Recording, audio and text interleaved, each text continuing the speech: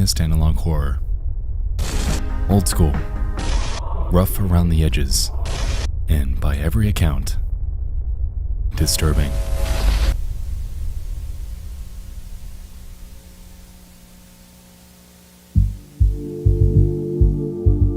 What if I told you there was a series out there that's recently stood out to me as one of the creepiest that I've ever covered on this channel?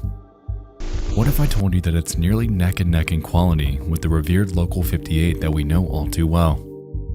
And what if I told you that tonight we're going to be pressing through that very series while dissecting its secrets and piecing together its grim lore? Well, as you can tell by the title and length of this video, that's because we are. Enter the Walten Files, a show birthed on April 26th of 2020 by an online creator named Martin Walls. Inspired by the hit indie classic Five Nights at Freddy's, combined with a clear love for analog horror storytelling, Walls has crafted an insanely engrossing narrative surrounding 4 animatronics that were assembled for a burger restaurant named Bond's Burgers. The place opened in 1974 and was known to host birthday parties, school events, and even animatronic concerts for the public. Was known to host these things because, due to a few specific incidents, Bond's Burgers is no longer open for business. You see, the Walten Files is structured through just 3 videos at the time of writing that each contain numerous tapes, jumping back and forth between the date Bond's Burgers first opened in 1974 and 8 years later in 1982. A mysterious person named Anthony seems to reside in each video's description and claims that these tapes were all made by an extinct company named Bunny Smiles. Now, Bunny Smiles is somewhat at the foundation here, the Fazbear entertainment of this entire ordeal, and the root of nearly every event that takes place. Deception, curiosity, loss, trauma, and regret have all found their home as cornerstones of this series, and ultimately leave us questioning what exactly is happening with the Bond's Burgers restaurant and who had started this chain of events that ended up going so terribly wrong. As you can tell by the length of this video, this series is gargantuan, with a disturbingly convoluted story that reflects that. It's something that's fascinated me for quite some time, so I'm incredibly eager to press through this side by side with all of you. So, without further ado, let's dig in. From the top, the Walten Files.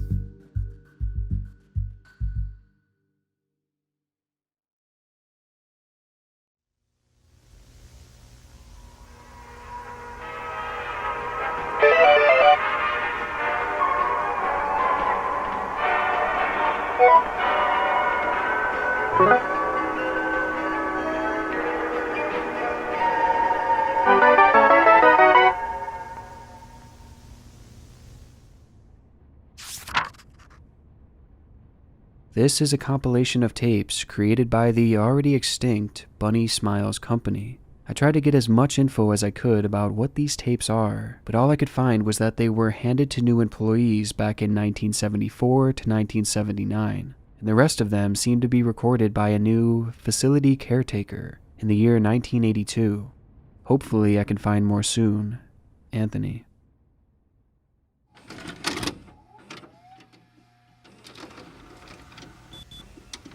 Company Introductory Tape, Archive 1, 1974. Serving as the pilot episode for the Walten Files, the first archive within this company introductory tape understandably takes a more direct initial approach at introducing you to the main cast. And yeah, that's all it is. Just an ordinary employee training video.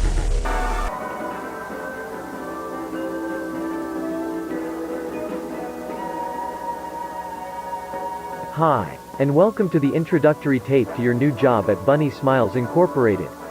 You have applied to a job in technical support and maintenance. What does this job particularly mean? It means that you, amongst other employees, are the one who will take care of creating a magical and fun experience for Bond's Burgers. As we've established, this first employee training video seems to have been created sometime in 1974. We're applying for a job in technical support and maintenance, and so far, it seems legit. After this brief introduction, The video goes forth to introduce us to the Bond's Burger's main animatronic characters that make up a group called the Showstoppers, consisting of the eponymous Bond the Rabbit, Shah the Lamb, Buzu the Ringleader, and Banny the Other Rabbit. The four lovingly perform a couple songs for us before we get into the nitty-gritty about what our new job actually entails. Animated band made by BSI to entertain children. As a technician, you'll be given the role of a facility caretaker. Around this fun and magical journey we'll work on certain tasks, such as cleaning protocols, Robot maintenance and repair. and learning how to use BSI technology. But first, here's a message from Jack Walton and Felix Kranken, our beloved founder. Which reads, in BSI, the most important thing to us isn't the money or the rating. The most important thing to us is that you have a wonderful experience while working with us. That being said, with the Bond's Burgers restaurant getting opened in a few weeks, we're looking forward to achieving this dream with you.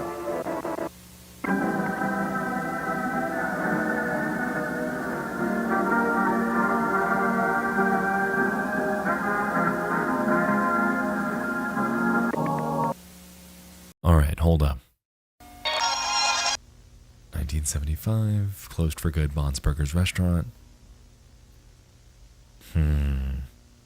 This video seems to have cut to an information catalog from a year later, giving us some insight into the fate of Bond's Burgers. Before we get to what's new though, I wanted to back up and highlight something that stood out to me. That photo of the founders seems oddly uncanny. I can't quite put my finger on it, but with Jack Walton especially, something definitely seems off. Anyway, that catalog houses a ton of information and context and appears to read the following. Save, Restore, Secure. The BSI storage facility, also known as K9, is a company project to storage all valuable items from the closed-for-good Bond's Burgers restaurant. Given the situations about the incidents inside the 1974 Bond's Burgers location, any type of props, animatronics, and arcade machines will be carefully moved, inspected, and secured inside a bunker located deep down in the St. Juanes forest for good. A facility caretaker will take care of securing the facility and keeping it safe and working properly. Considering the fact that the initial role of the facility caretaker was to keep the restaurant clean, maintain the animatronics, and to learn BSI technology, I find it strange that they're now in charge of securing this top secret facility in order to keep it safe. Honestly, seems like a pretty damn big job, and it leaves me questioning what they're keeping it safe from. If that's what they're doing, that is.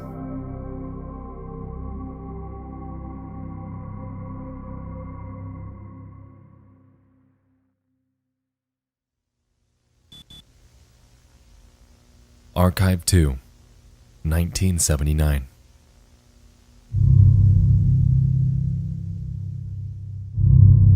Here, we're presented with the children's cartoon created by a Sarah Evelyn.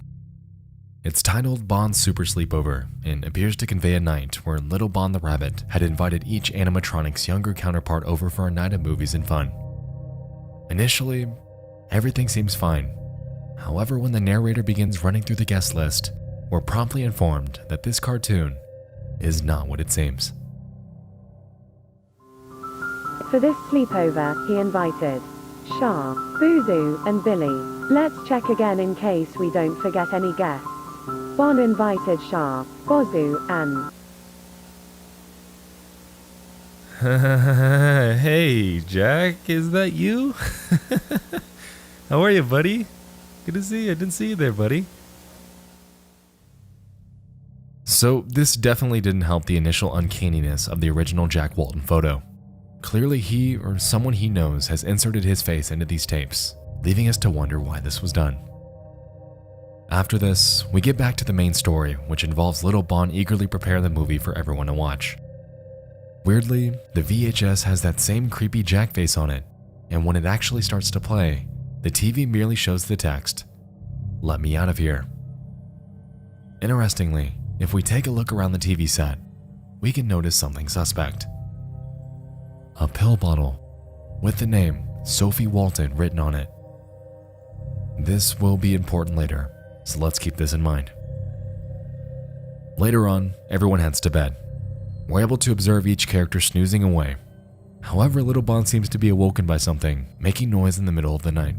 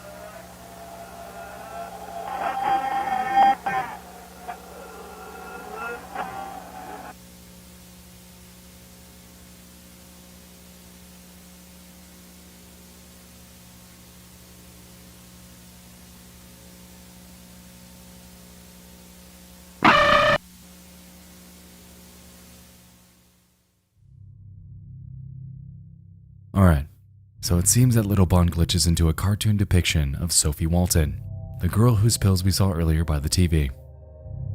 As we could see, when she lit the lighter, Bon appeared behind her, looking as if he had a massive hole in his chest. Furthermore, we can observe that Sophie's dressed up in some sort of work uniform with a name tag that seems to resemble the one we saw earlier. This hints at the potential of Sophie being an employee of either Bon's Burgers or Bunny Smiles Inc. Considering the fact that she seems to be Jack Walton's daughter, then it would make sense. Another thing I'd like to highlight was that missing poster, which confirms two things. One, that the image from earlier during the guest list indeed was Jack Walton's distorted face. And two, that something happened to him, leading someone to litter his photo throughout these tapes. Also, while the missing poster date is illegible, the captions confirm that the date reads June 11th, 1974, meaning that his disappearance occurred during the same year that the Bon's Burgers restaurant opened. Could this have been the incident that caused its closure? Considering that he was one of the two founders, it honestly wouldn't surprise me.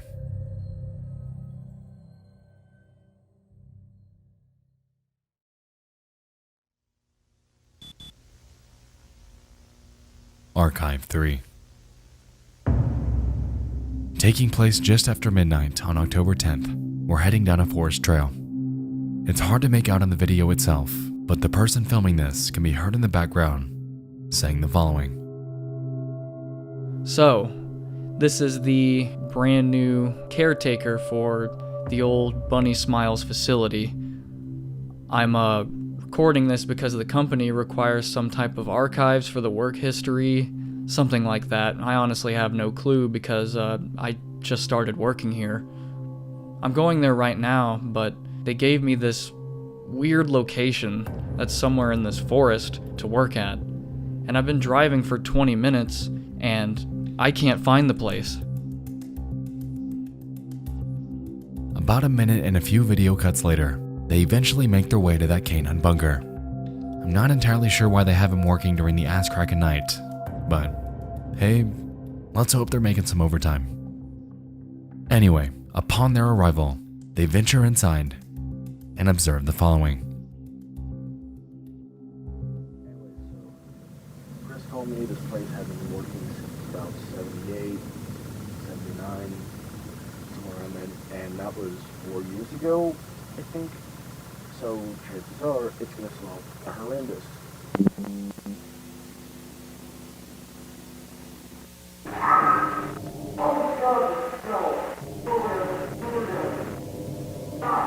So, I found this, and I think this is good for relocating products for the company.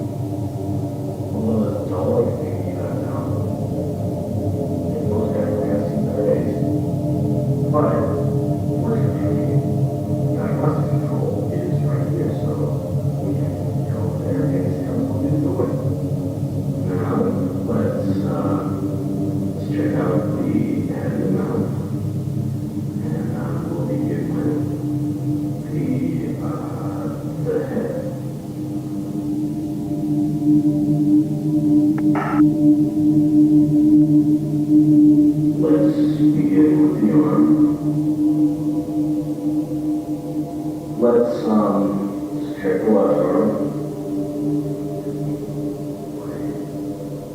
Yeah, her left arm.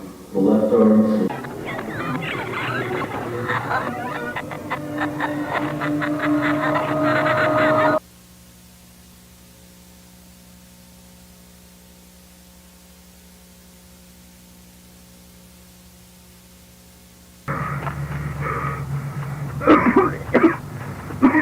What was that thing?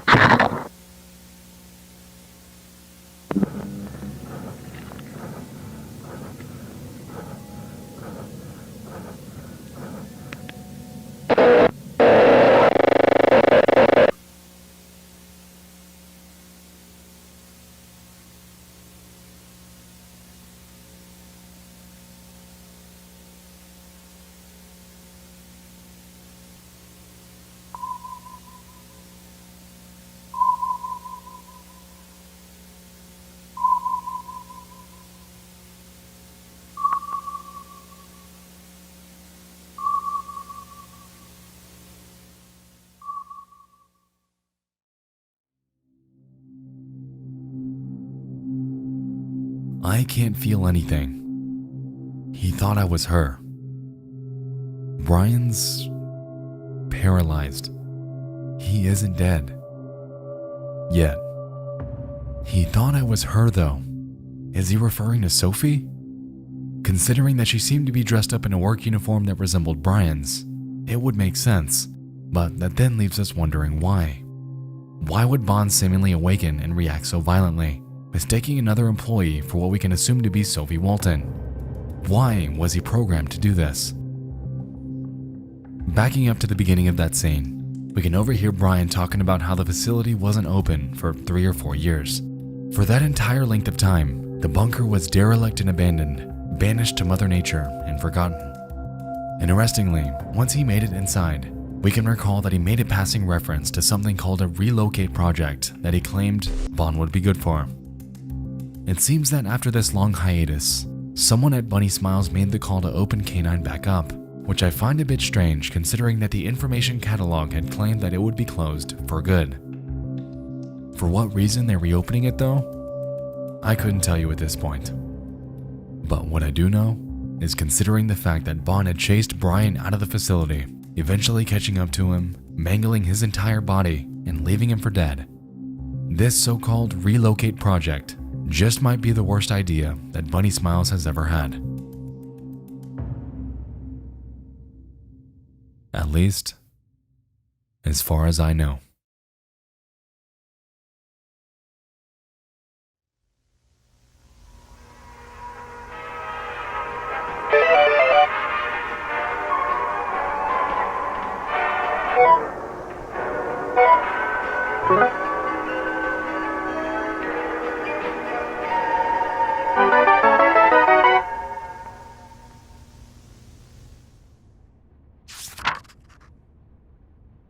This is another compilation of tapes from Bunny Smiles Incorporated. I was able to contact people via forums and threads that have some information on the company.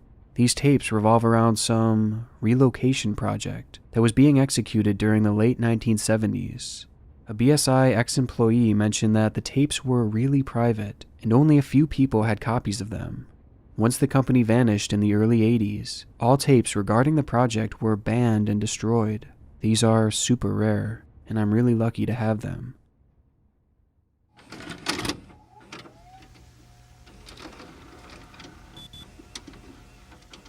The Relocate Project. Archive 1. July 2nd, 1978.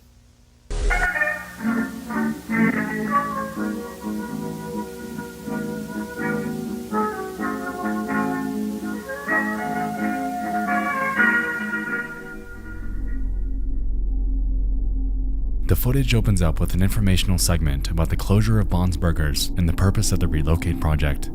The same narrator that voiced the company introductory tape is back, and seems to be eager about the future of Bunny Smiles Incorporated. Oddly though, if we look closely during this segment, we can notice bits and pieces of visuals that don't quite fit in. Have a look. Hello, BSI members and employees, and welcome to the tape that will change the future of the Bond's Burgers brand and the Bunny Smiles company for the better. That's right, after 4 long years of legal paperwork, we finally decided to use our backup plan, which we created after the tragic closure of Bond's Burgers back on July 20th, 1974. Ladies and gentlemen, we now present to you the Relocate Project. But before we go into details, we want to greet all the new Bunny Smiles employees. With the company greeting out of the way, Let's start analyzing the Relocate Project by checking what has happened ever since the closure of Bonds 4 years ago.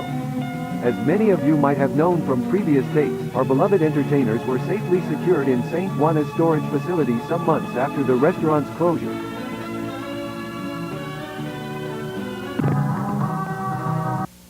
Later on, a good amount of business opportunities appeared, such as books, merch, animated movies. We even got a TV show. That's when Felix Kranken had the brilliant idea of restore and reprogram the robots of Bond's Burgers with the purpose of relocating them in a new restaurant that would be opened in a not-so-distant future. A pretty smart plan, right? Making enough money to eventually reopen the Bond's Burgers restaurant is no doubt a brilliant idea. So let's give it up for Felix Kranken, a man with not only a giant brain, but also a giant heart.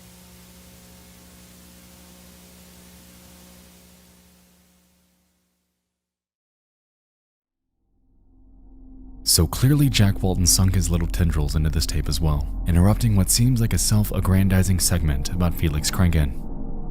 Admittedly, this does appear to be symbolic, especially when we consider the fact that, earlier, Felix was labeled as the founder, singular, with Jack cropped out of the original photo that the pair had taken together. To me, this notion combined with the aforementioned 4 years of legal paperwork makes it seem like there might have been some bad blood between the two after this so-called incident that occurred back in 1974.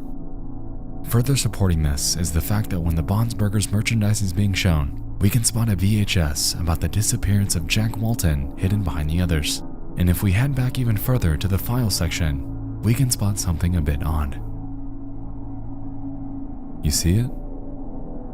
It's cut off and hardly legible, but the words on the file box appear to read, "Jack's still here." Seems a bit deliberate, doesn't it?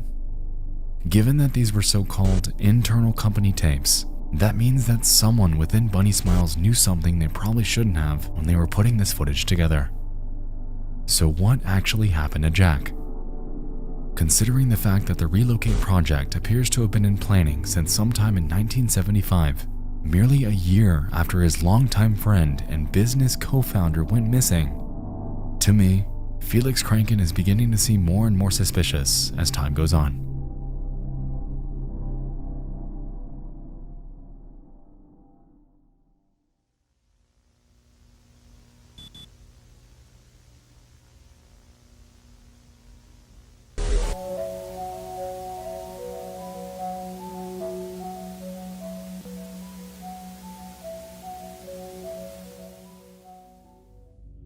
Jumping forward a month, we're greeted with what appears to be an internal company tape regarding animatronic reprogramming.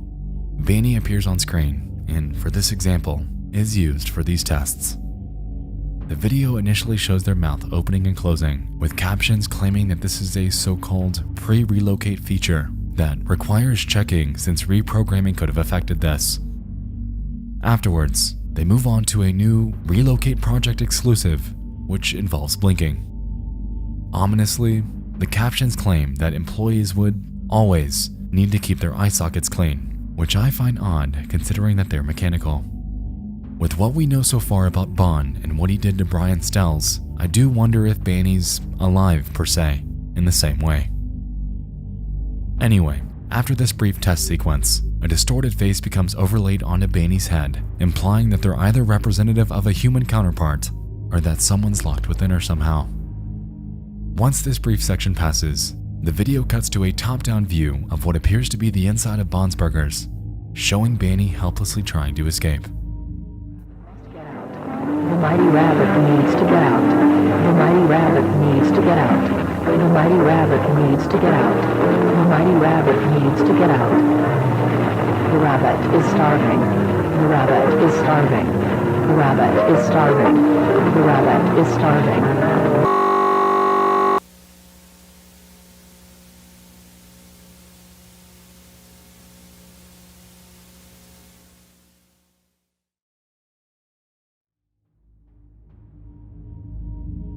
The bunny rabbit needs to get out. The bunny rabbit is starving. Starving for what? At the end of that entire sequence, we were greeted with a shrouded missing persons poster. After brightening it, it doesn't appear to be Jack's, but that of a Susan Woodings. The missing date's hard to make out, but it appears to be on the 30th of June in 1974. So, 2 missing posters and 2 animatronics that appear to be alive.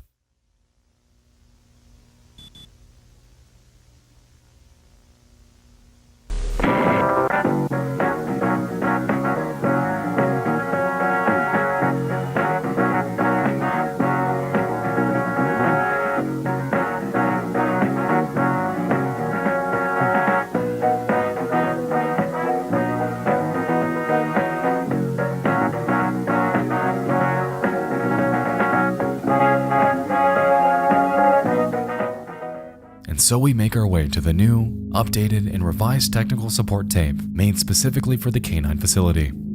Shaw the Lamb is our host in this one, and states that she'll be taking us through an orientation and area tour inside the bunker. Welcome to Technical Support.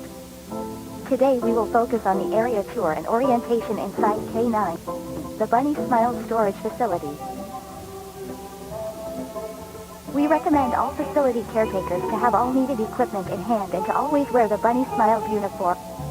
But most importantly, all of you must always, under any circumstance, use your BSI ID card. Once you have all the necessary equipment at hand, we are ready to go. Barring how uncanny Shaw's mouth movements are, this small section confirmed that the costume that Sophie was wearing back in the introductory tape was indeed a facility caretaker uniform. Let's keep that in mind. The next segment takes us outside of K9. We make a quick check for all the necessary equipment for the job. A lantern, snacks, a key, and a camera before we make our way inside. Once we do, Shaw begins to annoy us because, wow, it's pretty dark here. You should turn on the light. Turn on the light. Turn on the light. Turn on the...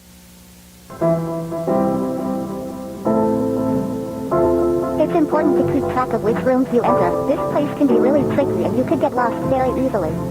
This is the resting room. In this room, you can sit down, rest, talk with coworkers, you name it. Remember to always keep this room as clean and organized as possible. A clean environment helps to get tasks done faster. A dirty environment only makes your job harder to get done.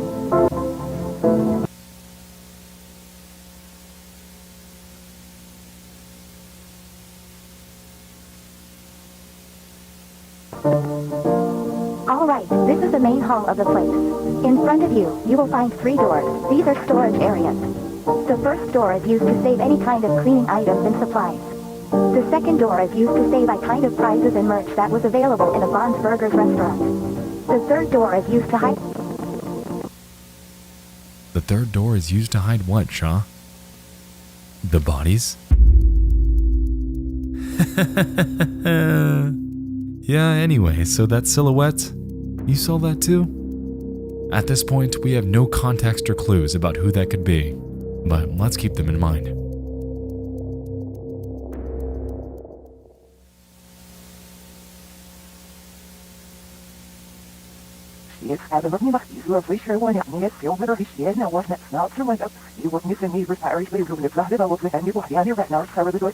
Welcome to the basement. No, hold on a second, run that back.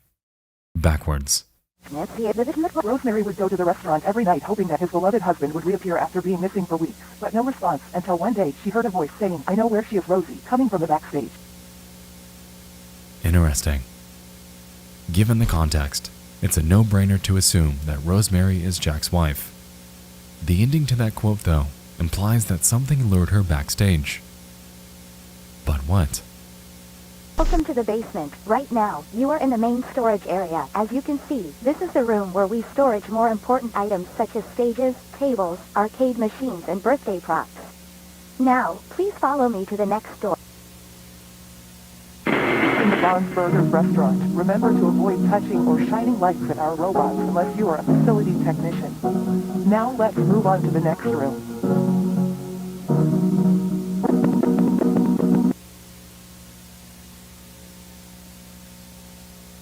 How odd. I remember we visited this room already.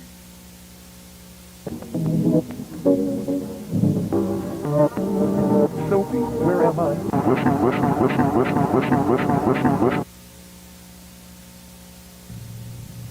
By the time the lady entered the backstage as the voice told her to, missing husband wasn't there. Instead, she found a rabbit.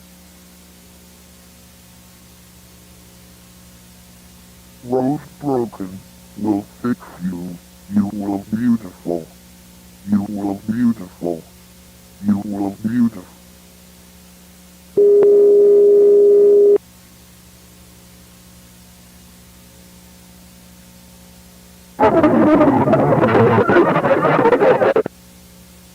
When she woke up, she looked beautiful. But on the inside, Every single part of her body was bleeding out.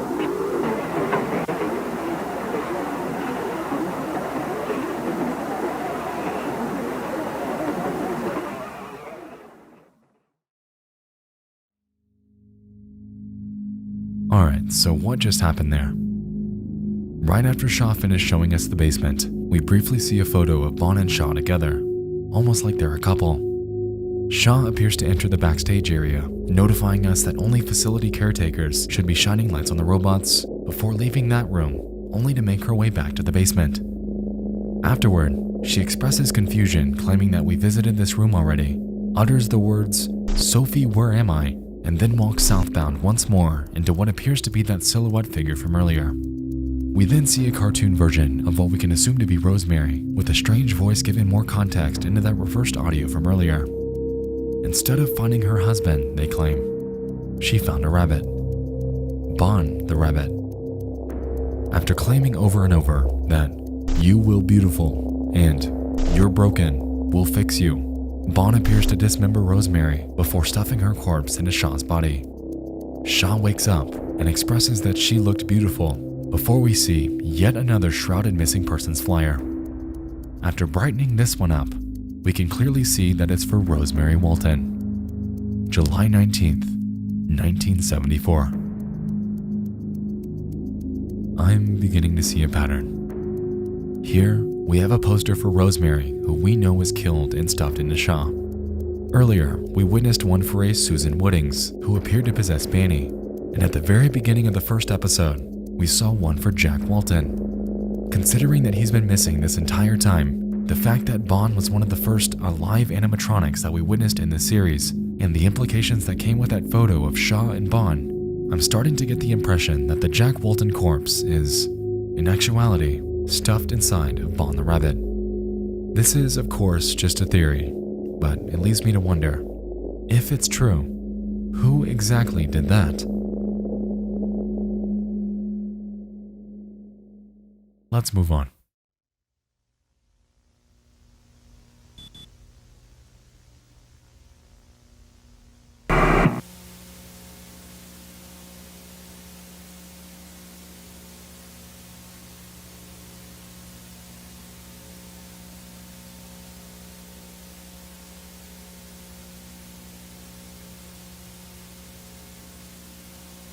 Oh no, but the place itself was open during a short period of time, in which a certain number of cases occurred around the area.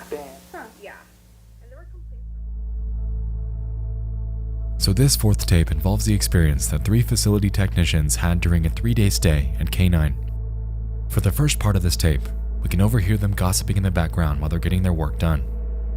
According to them, they're on a 3-day timeline to get these animatronics reprogrammed for the Relocate project and are hastily working to complete it before then.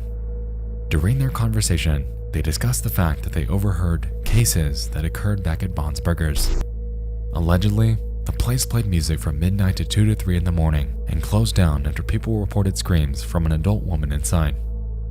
They go forth to explain that the place had to close down so the police could check it out, and on the very last day that the restaurant was open, they had only let 2 families in.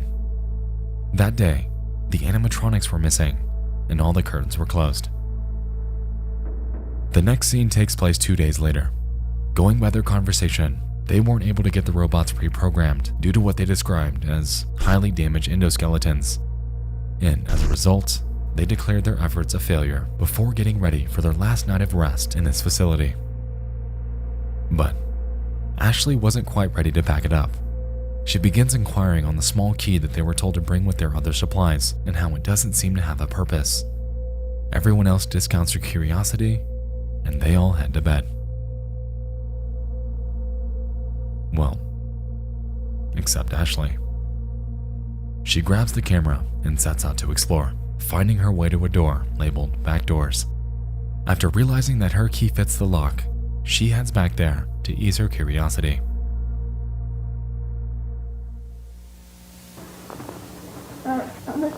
This is bigger than I thought. I don't think I have enough time, so I'll just try and peek around doors and see what's inside. There are a ton of empty rooms with boring stuff. I came across this door, which was open. Kinda weird. Anyway, this room seems to have some spare endo pieces, and from the looks of it, some unused animatronics, I guess?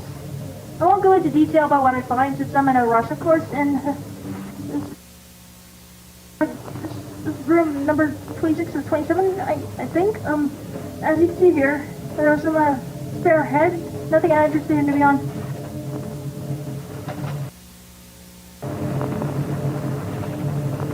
This is the last door.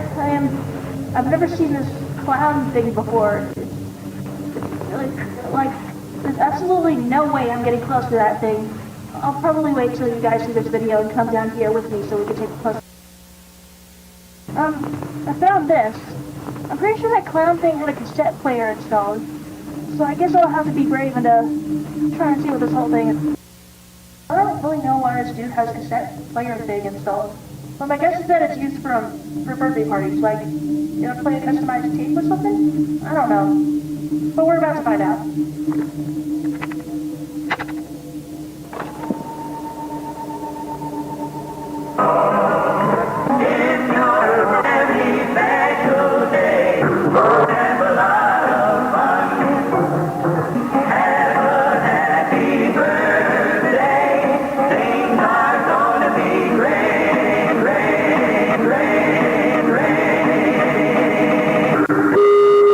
Jack, Susan, Charles, Rosemary, Sophie.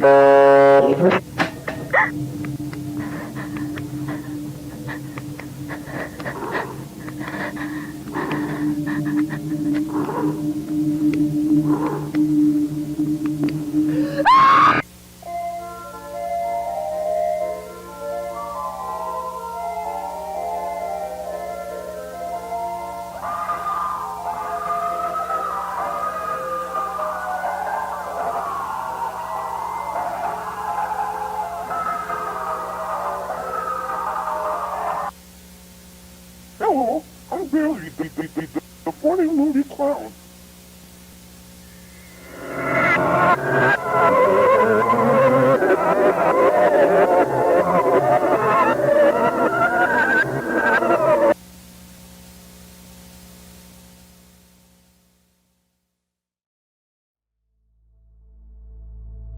Alright, let's unpack this. Ashley ventures off into the back doors area of the facility, something that, given the context, doesn't get explained to new facility caretakers that take on the role. This entire scene is the epitome of curiosity kills the cat, since when she went snooping, she encountered Billy the Clown, who went forth to become her new eternal jail cell. What I find strange is that the tape she found had the word discard written on it, with Jack's disappearance date above it. Why would this tape need to be discarded? Could it potentially be activating the animatronics, making them kill people? Speaking of killing, the names that were read off from the tape are definitely cause for concern. Jack, Susan, Charles, Rosemary, and Sophie. Now, we know that Jack, Susan, and Rosemary had all gone missing, and we have a suspicion that their corpses have all been stuffed into these animatronics to make them beautiful. Considering that Jack, Rosemary, and Sophie are all part of the Walten family, this leads me to wonder who Charles and Susan are. What's their relation to Bunny Smiles, and why are they included in this ominous list of names? Moving forward, right before the video ends, we get 2 quick bits of text. Pausing on the latter text gives us a code, which we'll come back to in a second, and pausing on the former reads the following. They left the next day.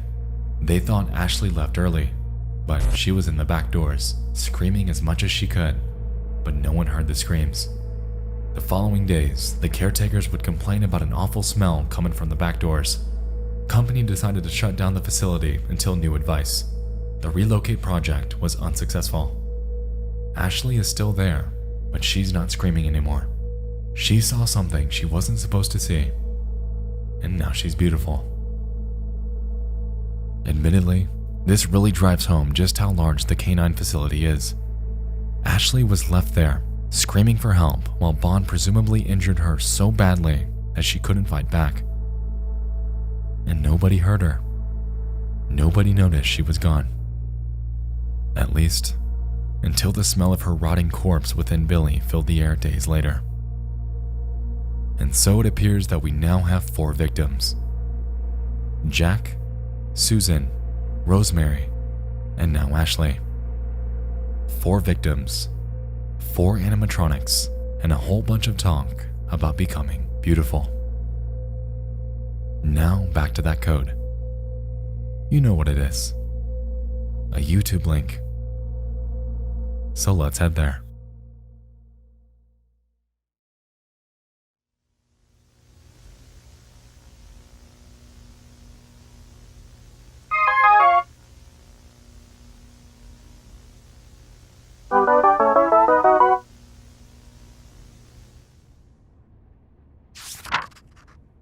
The story of Bond's Burgers goes back to 1958, where 2 college students had the same idea of animated performers.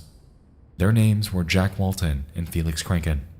It took them 16 years to actually execute this concept, and by that time, Kranken and Walten had built their own families.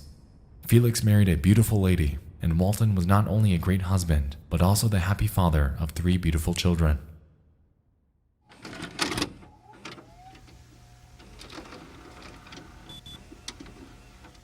Lucky You is a bit easier to follow than the others.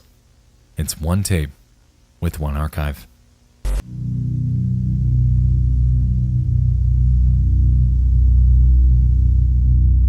The video opens by showing us various dates and highlights from Bond's Burger's short tenure. The opening day is shown to be on the 28th of June, with the first birthday party hosted just 2 days later. Interestingly, this is the same day of the month that Susan Woodings went missing. Anyway, the video then shows us the dates of the final Bond's Burger shows, followed by the actual duration that the restaurant was open. It was only 22 days, not even 1 month before it was shut down. Also, it seemed to open 17 days after Jack Walten went missing. A bit strange to open after your co-founder goes missing, isn't it? Moving forward, we can then see that the restaurant was boarded up and abandoned by Halloween, and by January, the canine facility was in full force. I don't know about you, but the construction of a top-secret bunker in the middle of the woods seems like it would take longer than 6 months at maximum. Seems a bit like this move was pre-planned. But hey, for all I know, Bunny Smiles could have had this facility in place already for other purposes. About midway into the video, we can observe it cut to the day that Jack went missing. A voice greets us and states the following. You must be so confused about what you saw. Don't be scared, my little bunny. Answers will be given eventually, but don't try to solve this puzzle only with the pieces you have so far. This is only the beginning. For I'm going to tell you a story of broken people, beautiful people. He is so sorry about what he did to them, but there's nothing he can do. Remember that. Safety and pills, Sophie. Safety and pills, Sophie. Safety and pills, Sophie. Safety and pills. Safety and pills, Sophie. Strangely, this voice keeps repeating that exact phrase while the video cuts to prior death scenes. On top of this, if we fast forward to the very end, we can observe a message to Sophie herself. They will see you soon. Given all these direct messages to her, it's beginning to seem like this tape might have been made for her. Considering that she was Jack's daughter and is confirmed to have worked for BSI at some point in her life, maybe she witnessed something she shouldn't have, like Bond gruesomely murdering someone. Because of this, we can assume that she may have obtained a prescription somehow to make her feel safe. Whether that safety is to help her cope or to forget it entirely is to be seen. But perhaps we'll get some more context later on.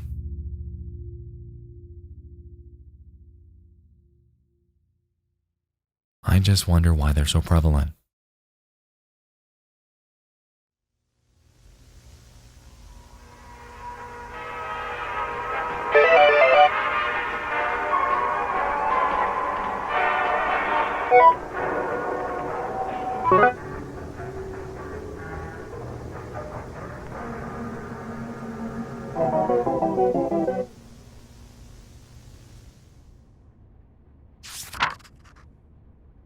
Hey, long time no see. The following footage is about a 1980s video game created by the company. The reason it took me so long to get this footage was because the game never really released to the public, and all footage available was from the beta version. During October of 1982, a few Test Bunny farm machines were distributed around Brighton, Michigan, and this footage was from the arcade machine sent to the Enfant Hotel. The two girls playing the game seemed to have lived there, but the weird thing about these machines was that all the footage from the game was recorded and then revised by BSI technicians to see if the game was ready to be published. This was one of them, and quite possibly the only footage remaining of the game. The footage itself was extremely corrupted, however, and it took me weeks to be able to piece everything together with the help of a friend of mine. But I'm glad you've all been patient for this. It seems to be a huge one anyways.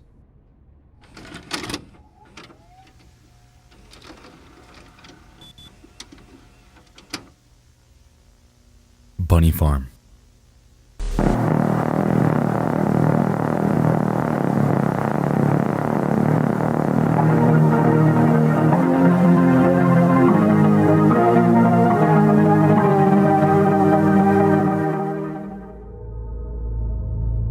Being one of the more streamlined episodes in the series, you'd be surprised to know that it's also the longest. By far. The video opens up with the company introductory tape intro sequence, followed by numerous cuts to various points within the Walten Files series. Strangely, we can see a sad girl overlaid onto this footage, and if we look closely, we can also spot a brief news sequence from a Local 57 about an incident that occurred in the St. Juanas forest, the same forest in which Brian Stells was left for dead by Bond. After this, we're notified that the photo of this girl is Sophie, before we see that of another named Jenny Letterson and the date this footage was taken. Interestingly, this was merely 5 days after the Brian Stells incident, making it the most recent footage in the series thus far. The game launches. Ginny explains to Sophie that the machine that they're playing on was recently installed in the basement of the building they're living in, the Enfant Hotel, and that it was just one of a few units that Bunny Smiles created for testing. Curiously, if we head back to the title screen, we can see that development on this game started in 1975, a year after Bond's Burgers had shut its doors. The exact reason why they closed is still mostly unclear, but I find it interesting that they proceeded with development nonetheless. Anyway, the two joke around a bit before Sophie makes a file and begins the game. Before she can actually play though, we can see a brief intro sequence that sets the premise for the Bunny Farm storyline. Apparently, a fruit festival is occurring, however none of the characters have any fruits around. Luckily though, a Pete the Hippo has a barn full of any fruits you need and will grant you access to it if you help out around the farm. Seems simple enough, eh? Let's see how it played out.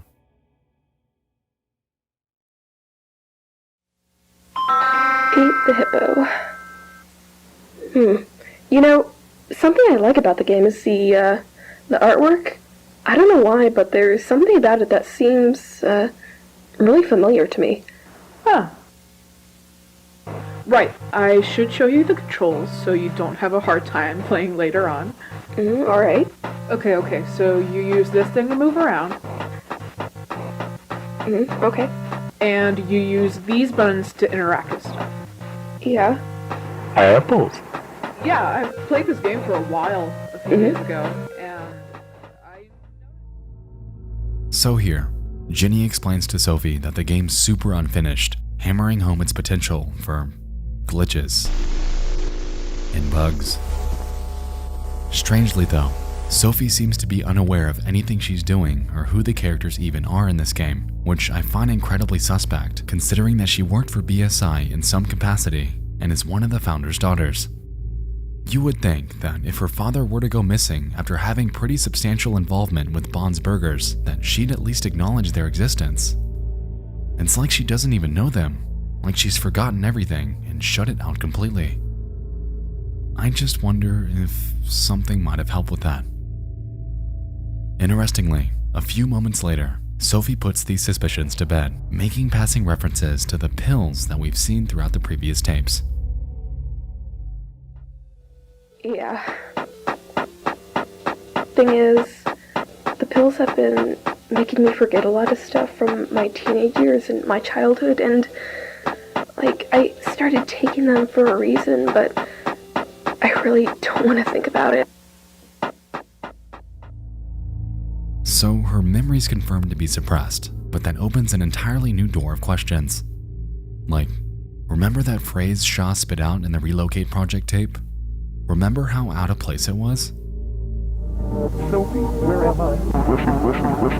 Listen. Something lured her backstage. But what if it wasn't Bond, but Sophie? If we think back to the company introductory tape, we can recall that one brief segment where little Bond lit the lighter and glitched into Sophie in a work uniform. What if this is what greeted Rosemary when she went backstage, meaning that Sophie had a direct hand in her death? If this is true, then that leaves us wondering if she did this willingly or was coerced into doing so. Just a few thoughts, but perhaps we'll gather some more answers later on. The two then discuss a bit more about the company and the events that recently happened involving them. Ginny explains that a person named Brian had recently gone missing and how the case is similar to that of this other girl named Ashley who met the same fate. I know you're into that BSI? kind of Bunny Smiles Incorporated. Have I heard that name before? I mean, that company has been pretty relevant these past few weeks. Didn't you hear? What happened? Some weird rumors and shit. Apparently there was this one employee that drove to some forest a few days ago. Not too far away from here, actually. He hasn't been seen around ever since he drove to that place. Really? Yeah. The word got out quickly. Some family members say it was his first day. Well, what's his name? Brian, I think? Well, I hope he's doing alright. Clearly word's gotten around about these mysterious disappearances, and I find it strange that Sophie discounts it so heavily.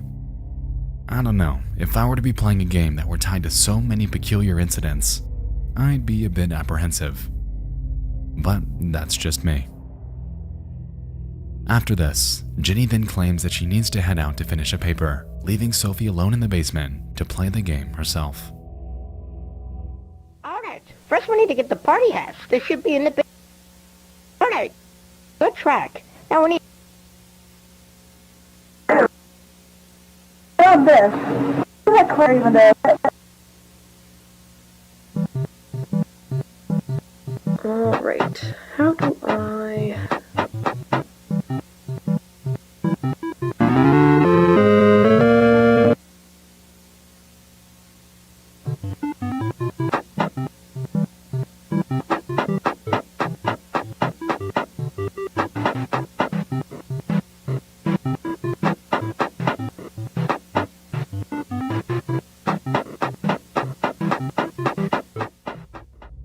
And so Sophie presses on, occasionally expressing confusion and apprehension at the glitches that appear on screen.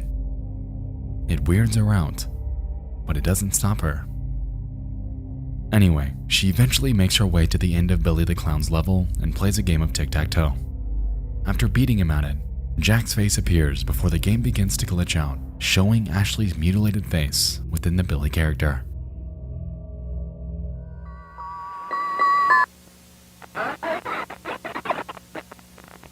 Jenny? What the hell? Hold on, I need to restart the level. Christ. Never mind. Sophie hangs it up for the night. She's seen enough.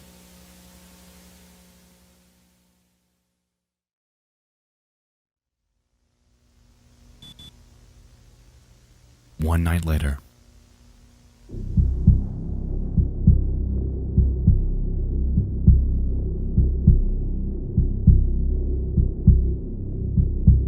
Sophie decides to play again, however realizes that her save file has been corrupted by a third party. This screen proceeds to warn us that if we continue, then the machine could suffer major changes and even a complete shutdown. A bit tense, she agrees and begins to play again. Her mood is almost a complete 180 from the previous night, and the game reflects that. Sophie goes forth to interact with the signpost that previously mentioned Pete the Hippo running the farm. However, this time, for a fraction of a second, we're able to read that it's been altered. He promised to take care of the 2 kids during that day. He told the parents everything was okay. It's sad that we can't really remember you, Sophie, but soon we'll be together, forever and ever. Rest in peace. The 2 lovely red children. May 11th, 1962 to May 2nd, 1974. August 22nd, 1965 to May 2nd, 1974. It doesn't appear that Sophie actually read it because she carries on as usual, but let's keep this weird message in mind.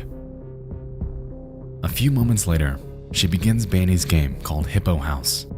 The premise of this one involves rallying up the pigs that Banny mistakenly let out.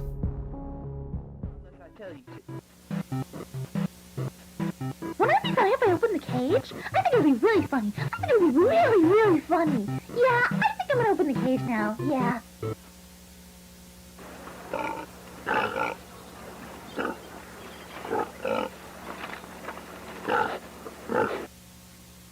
Oh no, Banny! What have you done? All the pigs have escaped to the Hippo House.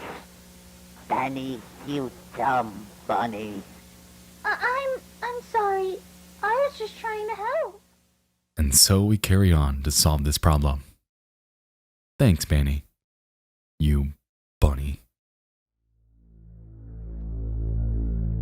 So Sophie continues, making passing references to the glitches she's been encountering thus far.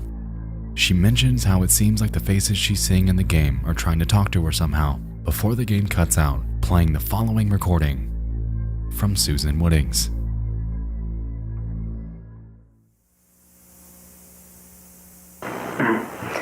BSI Technical Support Audio Log Number 3, June 30th, 1974. Jeremy's birthday party finished an hour ago. I decided to stay and help the employees clean the place. This week has been strange, especially because of the opening. I find it weird that they opened the place even though Mr. Walten disappeared a few weeks ago. I hope he's doing alright. Rosemary came in today and asked if we'd seen him around. I'm pretty worried about it. Felix seems very concerned and worried too. Anyway, the birthday party, yes. Everything went according to plan. This was the first birthday party in the restaurant, and I feel it turned out pretty well. I noticed a few irregularities in the stage and in the audio animatronics. As the engineer and the person who basically built the animatronics to begin with, it was easier to notice these, especially in Bond. Something fell off. The limbs weren't moving properly. They looked stiff and odd, mainly in his right arm. It took a few more minutes to take him to the backstage, just to make sure everything's okay. I'm the only one left. Chris left some hours ago, and Felix didn't even show up. I'll leave and close the restaurant when I'm finished. I'm sure it's not going to take long.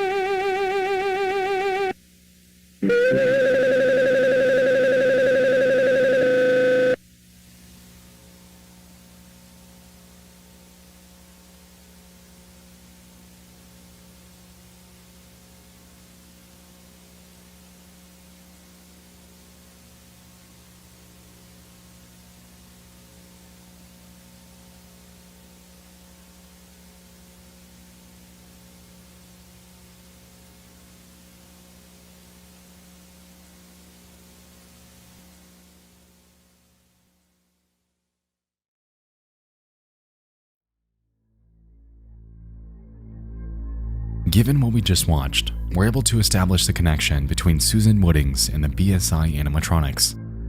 She built them and noticed irregularities in Bond. It seems that, as a result, soon after this was recorded, she set out to repair him, however was mangled and paralyzed in the process. I am still alive, but I can't move, and I'm having trouble breathing, and my stomach feels weird. This drives home the point that Susan Woodings was placed inside a Banny, but that leaves us wondering if it were due to Bond always having irregularities or if someone tampered with them. Considering that this was filmed on the 30th of June, 19 entire days after Jack Walton went missing, that notion wouldn't exactly be out of the realm of possibilities. Sophie continues. She makes her way around the farm, expressing confusion and concern about what she just witnessed. Soon after, though, she makes her way to the mailbox, encountering a strange sequence of messages from a Linda Crankin, whose name was oddly scratched out and replaced with Thompson. Unfortunately, most of the narrative on these pages are redacted. However, we can piece together bits of the story through the ones that aren't.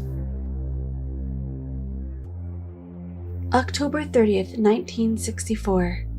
Felix has been acting weird lately. He's been drinking more than usual.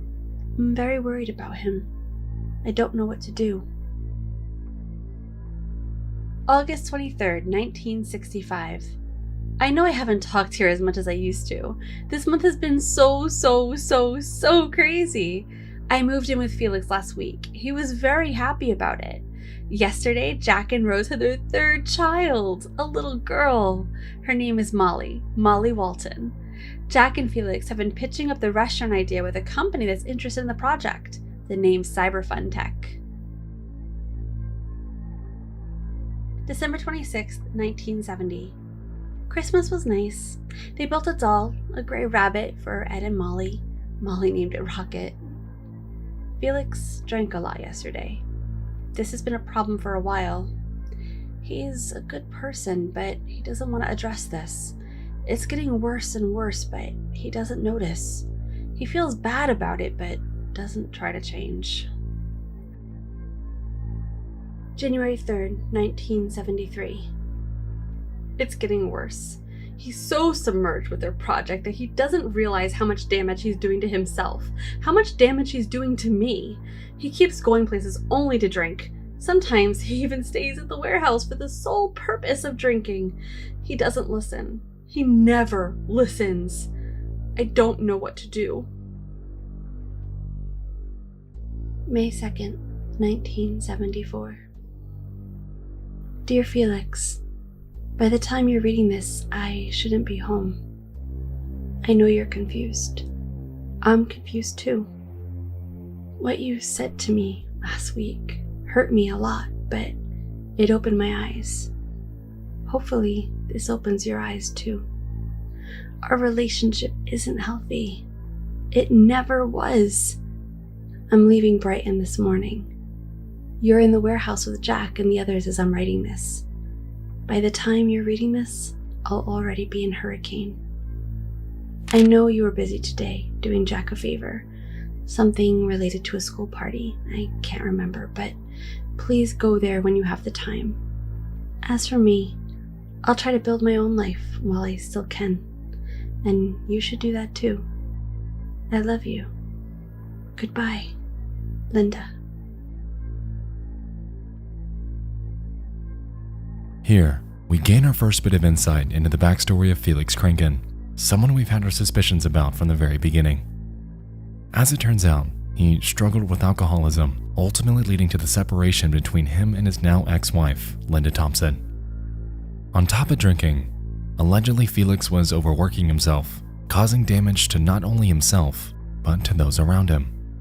It seemed that, as an act of goodwill, he built a rabbit doll named Rocket for Jack's youngest two kids, Ed and Molly.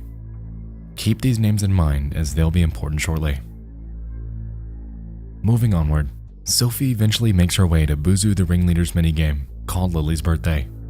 The premise of this one involves winning matching minigames against Buzu to test the entertainment for the upcoming party. Sophie obliges. However, things don't quite go as planned.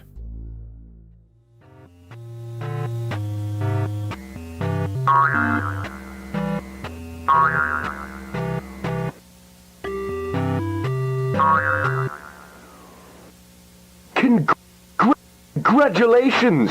You're very good at this. Right. It's time for the...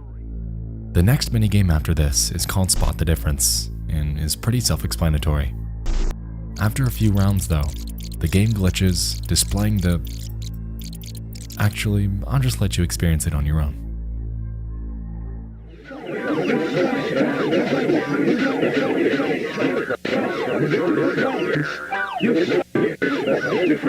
Congratulations! You completed my game. Now, time for the prizes.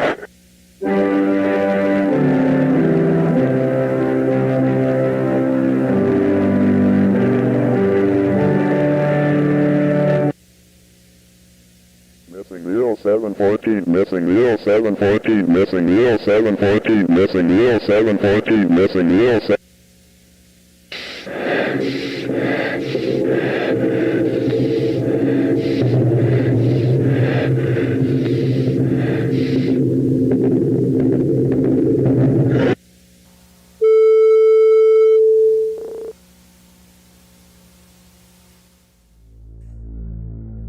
Missing 0714.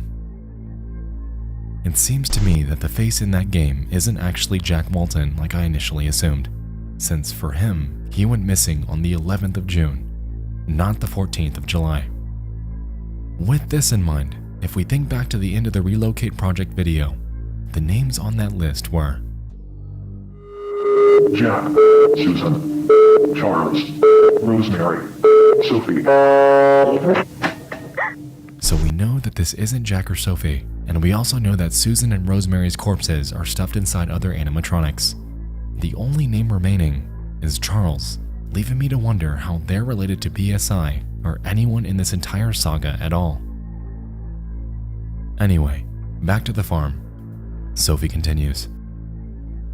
Ominously quiet and littered with missing posters, she explores a bit while expressing concern that she just might know the people within the posters the game's been showing her. A short while later, she approaches Pete's barn before the game glitches, displaying one last minigame for her to complete. That of Shaw the Lamb, the same animatronic we know to represent her mother. The minigame this time is simply hide and seek and initially has Sophie's character finding Shaw. I need to find a sheep.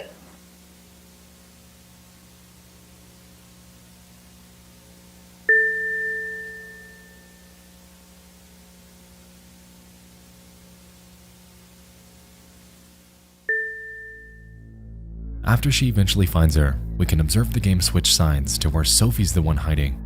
And from here on, this is where things quickly turn dour.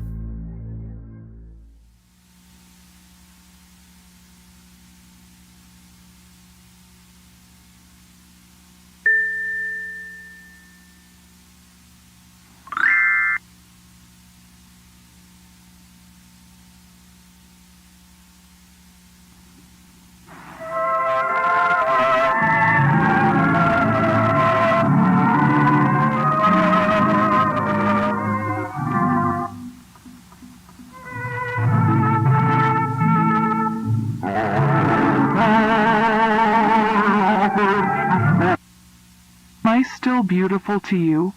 Sophie. I know you. Found you.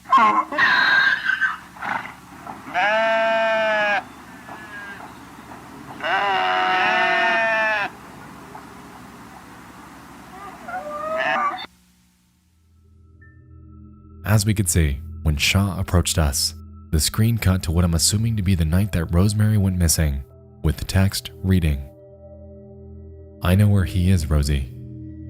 Follow me." Now, initially I'd assumed that this were someone else, like the voice of Bond, since they're referring to her as Rosie. However, thinking back on that scene from the Relocate Project tape, Sophie, where am I? perhaps this text could represent the voice of Sophie. After this, we're greeted by another countdown, and when it finishes, we observe the following.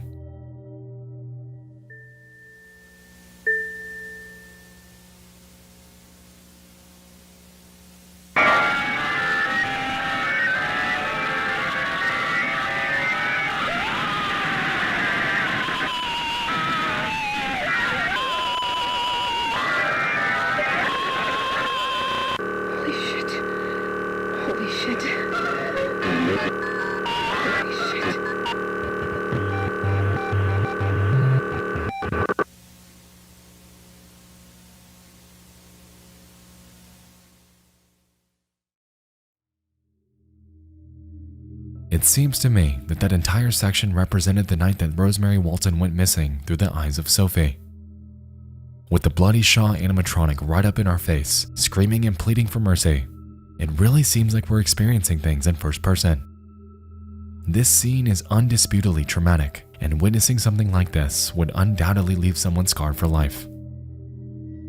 With that being said, considering that Sophie's name was uttered by Shaw earlier, that Sophie's actively taking pills that we know suppress her memory, and that in that Lucky You tape, the voice claims safety in pills over and over, it's safe to assume at this point that Sophie must have been there.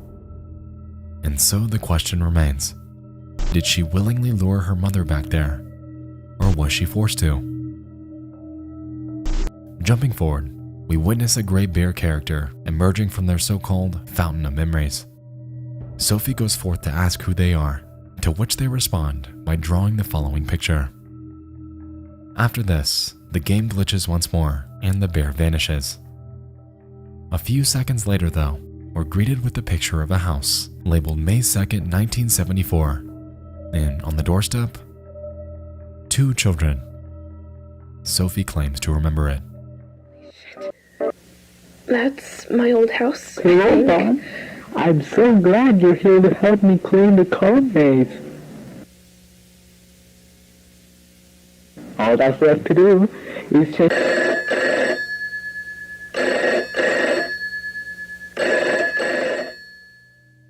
That phone call is from Jack Walten to Felix Kranken. Jack asks for a simple favor, to take his kids Ed and Molly to their school event since he and Rosemary are caught up in other errands. Tonight, a school party, and they have no one to pick them up. I need to stay at the workshop to finish the paperwork, and Rosie's taking Sophie to the dentist. We were wondering if we could pick them up for the event and take them home later. Tonight? Yeah, if it's possible, of course. Admittedly, the task is simple. Pick them up at 5 to take them there, and bring them back home at 9.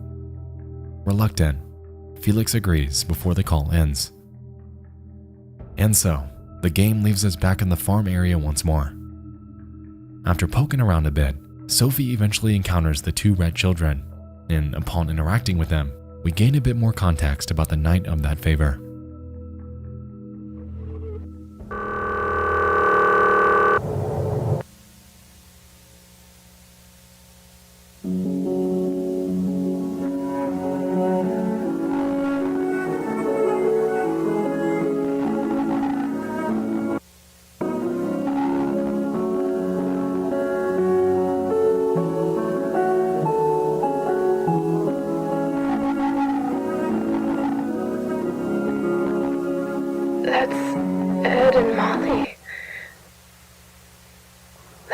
Ed and Molly.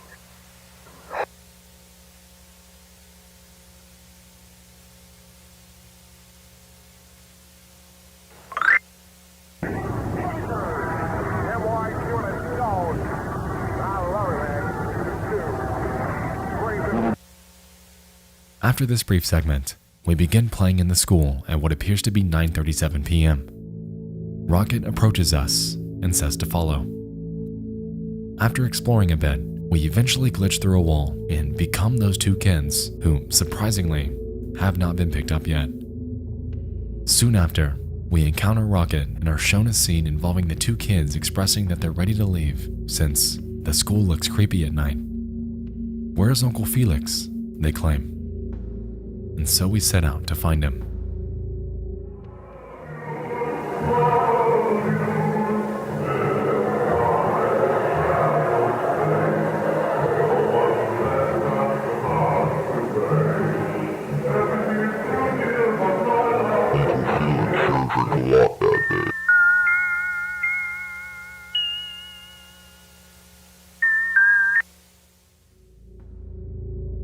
Shortly after, the scene cuts to 9:53 p.m. and involves Felix and the 2 kids in the car. They inquire on getting home safely before pressing Felix about drinking before this trip. The speed of the car picks up, with Felix becoming more and more erratic. The children forgive him for his behavior, However, ominously, the text on screen states that it's all your fault before the following takes place. Thanks, Molly.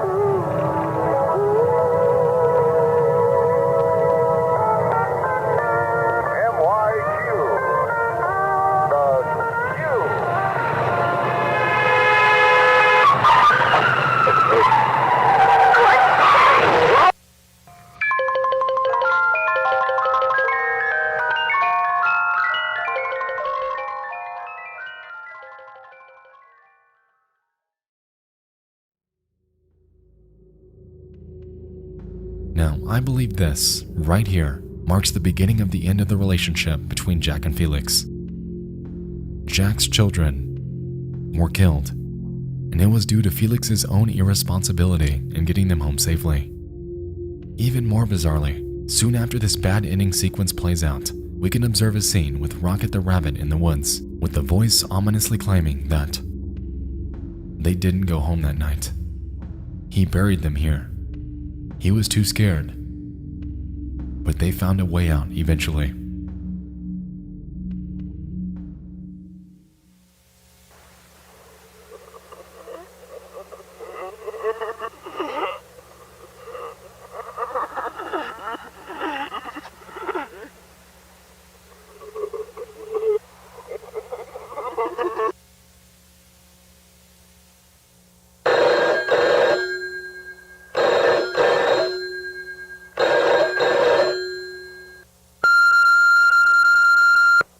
You have 25 new messages.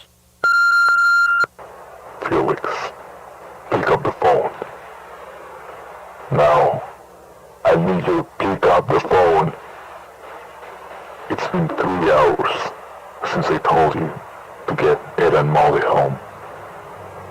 What happened to my children? If anything happened, Felix, you must tell me. You haven't told me in 3 hours. I need to know what's going on. I'm trying to call you all night. What the hell is wrong with you? I've been trying to contact you all night. I've been calling everyone for you. Just what the hell is wrong with you? 3 hours, you didn't call. I asked you to do one simple favor for me. I need to know, where are they? Where did you...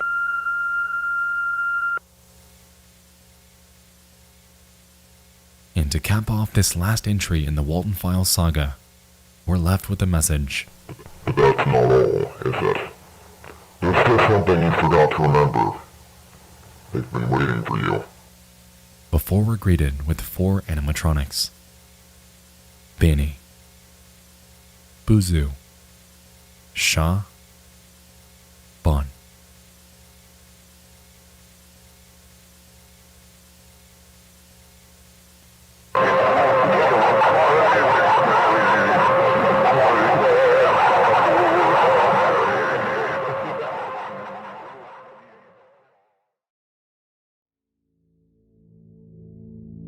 Considering that this series is very much in progress, this message could be hinting at the future. Is this little girl popping up around Bond's Sophie, or is it someone else that we haven't seen yet?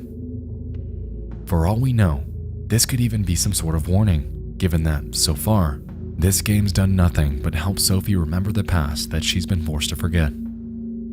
She's the last alive member of the Walten family, and I'm not entirely sure if remembering and re-experiencing the deaths of her entire family are a good or a bad thing.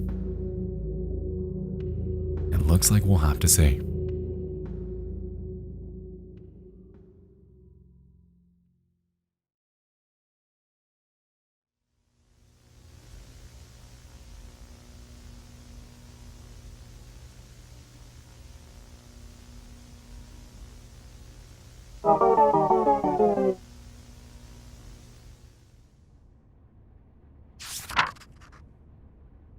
In memory of Edward and Molly Walten.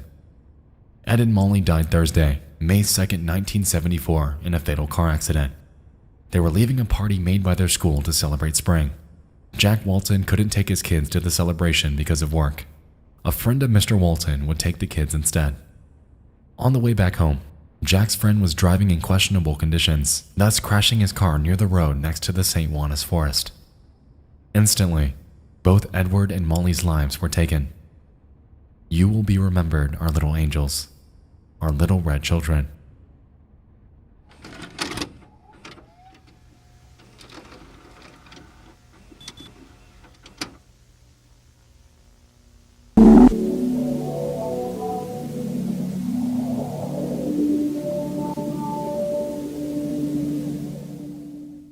Now, you might be wondering where this hidden tape came from, and conveniently, the answer's simple. It was left in the Walten Files playlist on the Martin Walls channel, implying that it's canon. The premise of this one appears to be an audio archive of former events surrounding Felix Kranken, with the first segment taking place on April 15th of 1967. In this one, we can hear Felix briefly and enthusiastically discussing Bunny Smiles and how he has a positive outlook for the company. Following this, we get one more from 1972, explaining how his company made a deal with Cyberfun Tech to continue on with the Bonsburgers project. And after this one, we can observe one last audio log from May 2nd of 1974, the same day that Ed and Molly died in that fatal car accident. Within this one, Felix expresses his guilt, contemplating on what to do.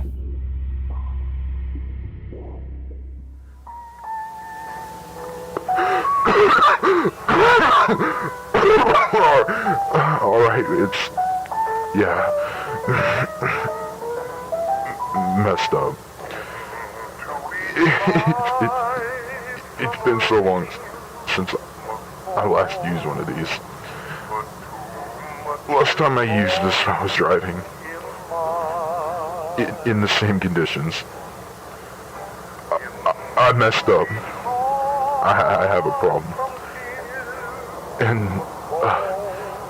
And this has been a problem for so long that I can't even remember.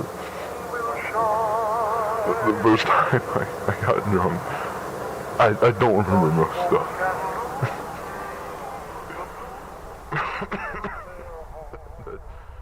That's probably why I carry this. And that, my friends, encompasses the entirety of the Walten Files.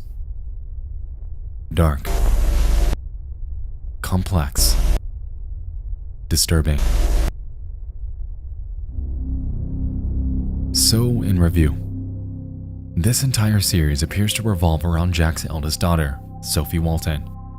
She's the core, the one that can maintain this ongoing status quo that Felix Kranken's established, or to burn it all down if she so chooses.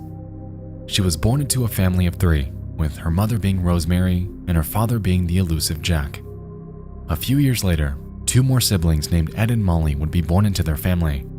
However, due to events that Felix Kranken had a hand in, they would never, ever experience their coming of age. Felix was a family friend, someone that the Walten family could trust with everything, yet ironically, is also the main antagonist and the one that ended up killing all of them. On May 2nd of 1972, after being asked to do a simple favor by Jack Walten, Felix had become heavily intoxicated at that school party. As we know by now, due to this intoxication, the 3 became involved in a car accident that ended up killing Ed and Molly. Beaten up and unable to bear the weight of his actions, Felix decides to bury them in a forest, the St. Juanas forest, in hopes of hiding his mistakes entirely. As we know though, the children wouldn't rest there eternally, since a few moments later, we observed them merge into that rocket doll, appearing to utilize that as their medium to get their fate across to the viewer. 1 month and 9 days later, on the 11th of June, Jack Walten goes missing. We can observe his missing flyer littered throughout every episode. However, at this point, we're unsure of what exactly happened to him. We have our sneaking suspicion that he could be stuffed into Bon the Rabbit, but as of right now, that's merely a theory. Another month passes, and Rosemary Walten's grieving over her missing husband and 2 children at Bonsburgers. She was likely desperate, weak, and open to anything, any lead she could get on where her family might be. She hears a voice coming from backstage, mentioning that, "I know where he is, Rosie." a voice that we now know was most likely that of her eldest daughter, Sophie. She heads back there, hoping to gather any sort of answer to ease her mind, yet is greeted with the face of death. She becomes dismembered as some unknown figure observes from the sidelines. It appeared, at least to this silhouette, that Bond's actions were going as planned, as programmed, and everything was falling perfectly into place. But that's not to say that these actions didn't go unnoticed, since Bond's builder, Susan Woodings, had realized irregularities in Bond just 19 days prior. It's clear to us that he wasn't programmed to behave this way and likely was altered in some form or fashion. Whether that was by Felix or someone else is to be determined, but there was ostensibly a notable change before Bond's Burgers ever opened. And so, Susan Woodings is killed because of her realization. She knew too much and was silenced before she could ever get the truth out there. Just 2 weeks after her death, we observe yet another, 5 days before that of Rosemary Walten. We're unsure of the exact identity of this person. However, considering the list of names that Ashley discovered, it's safe to assume that his name is Charles. For now, his relation to the story is unclear. However, I'm betting that his job was in the same vein as that of Susan Woodings, either a builder or a programmer of some sort. Perhaps we'll find out more information about him as this series progresses, but right now, that's what we can roll with. July 20th.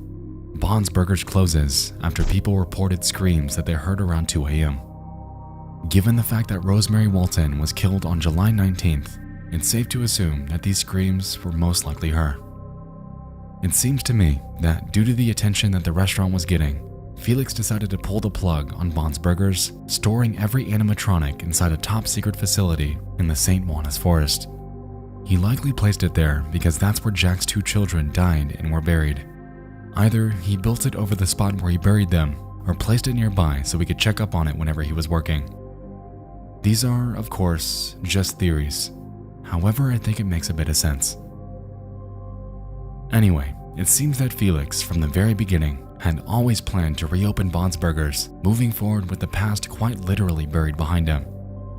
Most likely, the only reason why he shut everything down and locked it up was to lay low for a bit.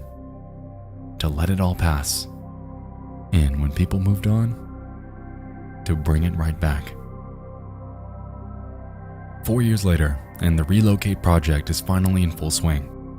Facility caretakers are tasked with the most dangerous job out of all of them, reprogramming the robots themselves. Considering the lack of knowledge that came with Brian and Ashley, it's safe to assume that this facility caretaker job probably was a sketchy one.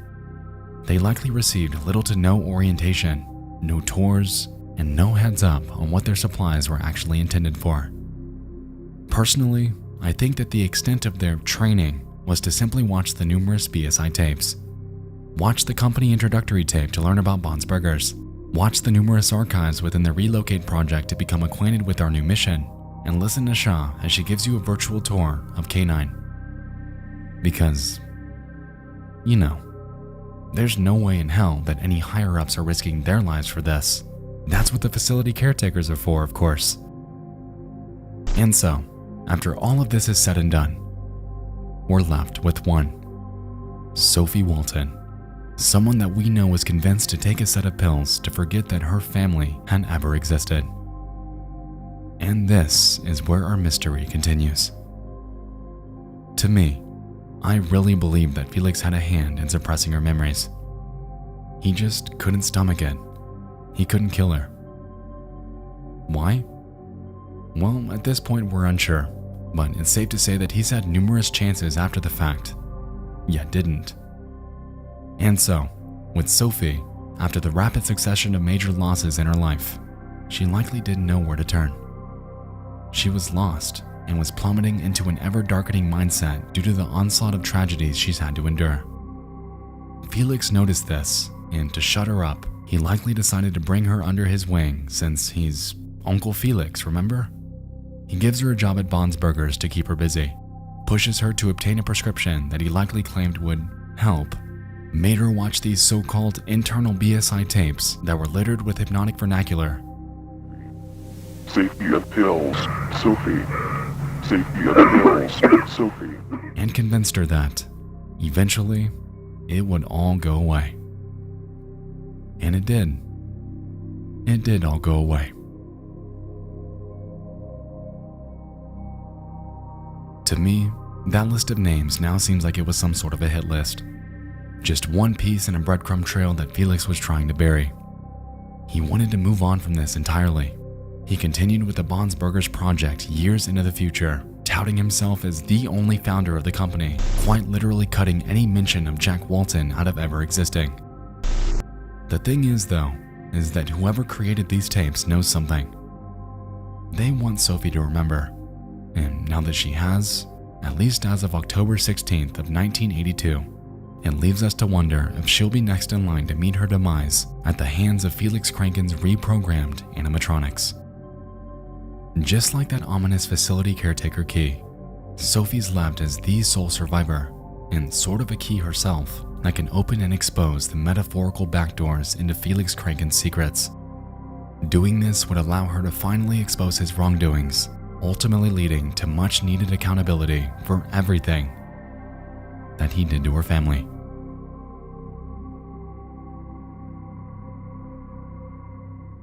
That is, of course, unless he gets to her first.